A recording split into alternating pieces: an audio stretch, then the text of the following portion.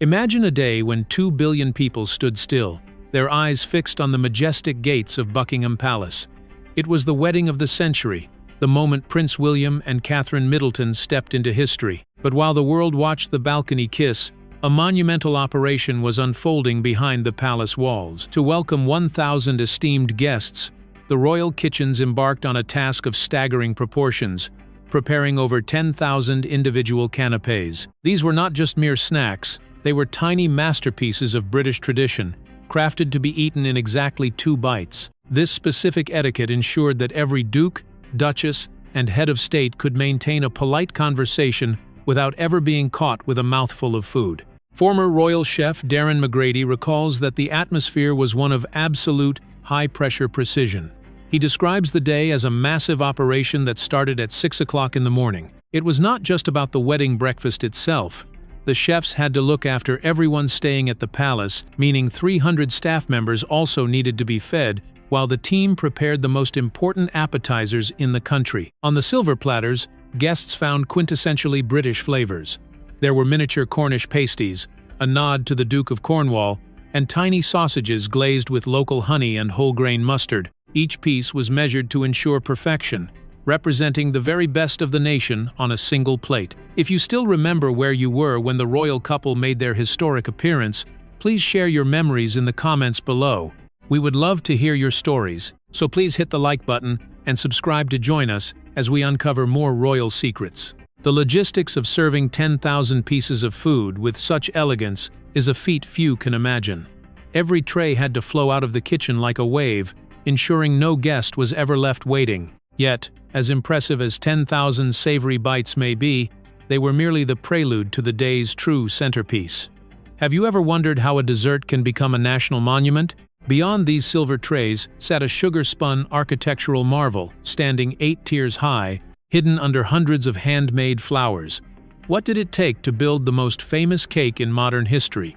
We will reveal that breathtaking story next. As the guests moved through the grand halls of Buckingham Palace, their attention was inevitably captured by a sight that seemed to defy both gravity and imagination. Standing tall in the center of the room was the official wedding cake, an 8-tiered masterpiece that was far more than a dessert.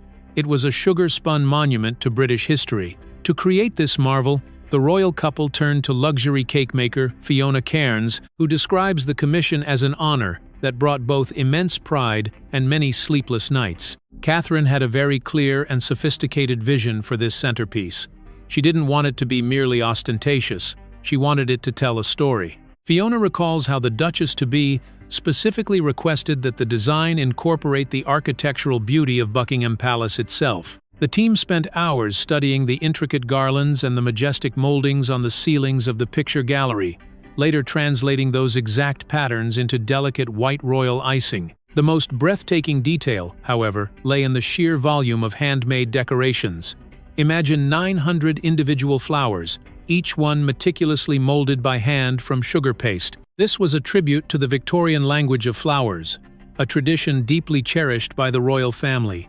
Each bloom was chosen for its secret meaning. There were 17 different varieties, including orange blossoms for eternal love, lily of the valley for a return to happiness, and sprigs of myrtle, which symbolized marriage and fidelity.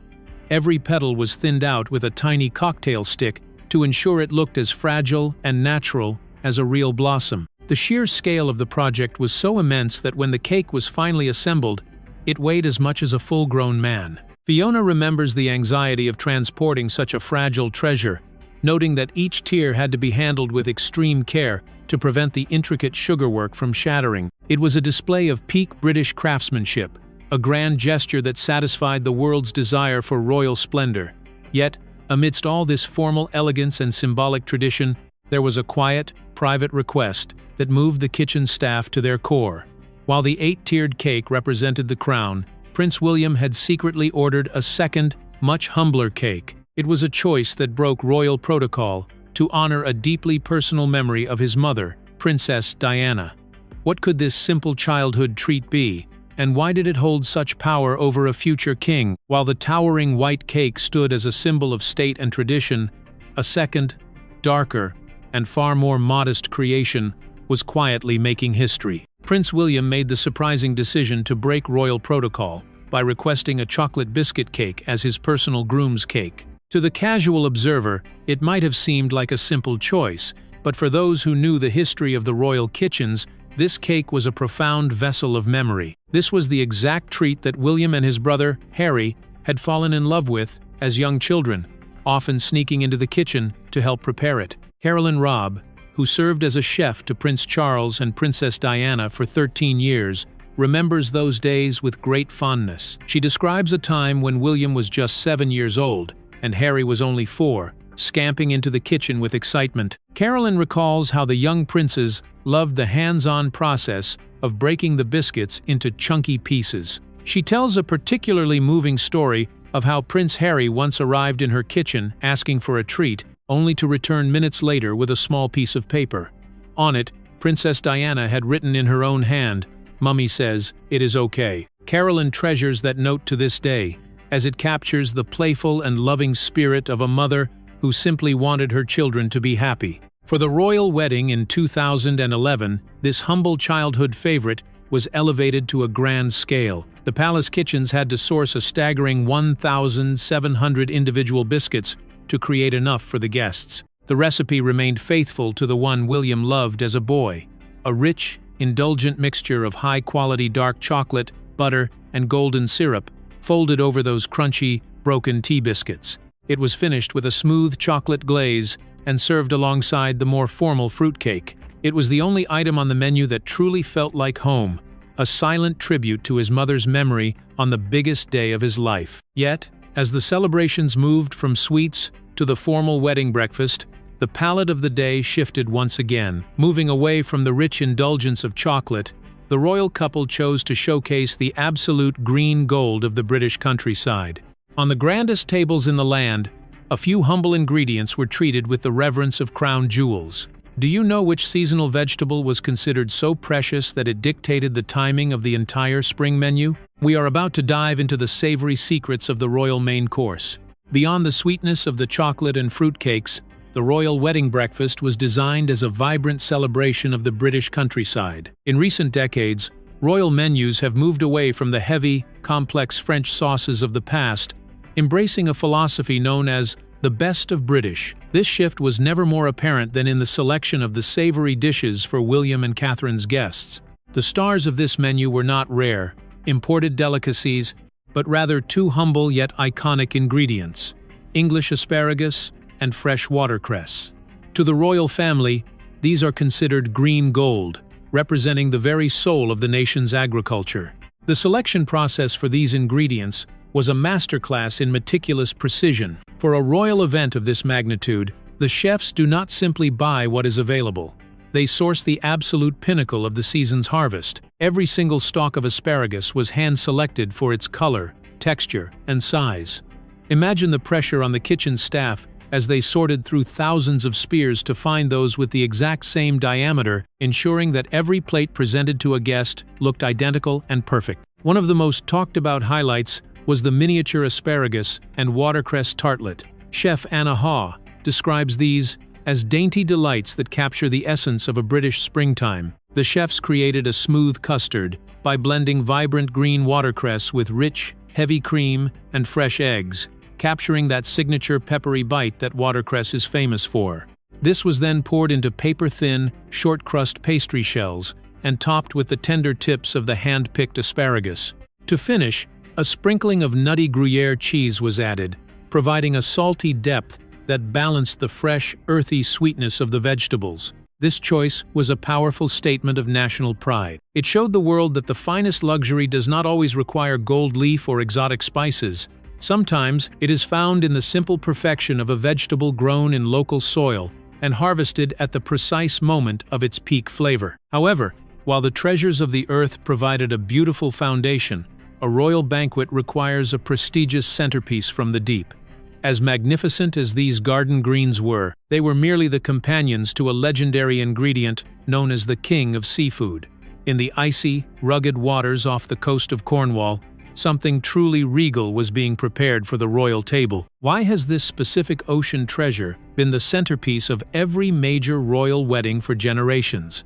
We will explore that maritime mystery next. As the guests took their seats for the formal wedding breakfast, the menu shifted from the delicate greens of the countryside to the most prestigious treasures of the British Isles.